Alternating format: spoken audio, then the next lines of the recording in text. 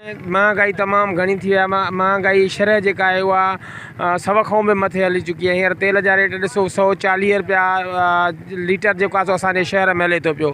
जेकॾहिं हुकूमती हिसाब सां किराया बिराया करे हर शइ महांगाई थी आहे। ग़रीब माण्हूअ जो जीअण जंजाल थी वियो आहे। तेल जो असरु सिर्फ़ु माना रुॻो गाॾियुनि ते असरु न आहे, हर शइ ते असरु थो पए। हर शइ महांगी थी वञे।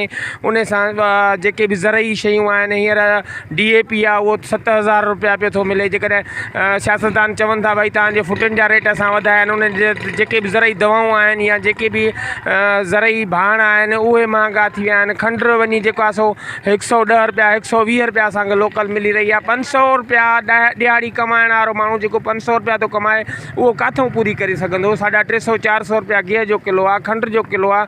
त असांजी पुरज़ोर अपील आहे, एहतिजाजन असां जेको आहे सो माना चऊं था या इमरान ख़ान हुकूमत छॾे भॼी वञे हामिद करज़ई वांगुरु, या जेको आहे सो महांगाई करे त वधीक माना बहितर थींदो। हिकिड़ो अवाम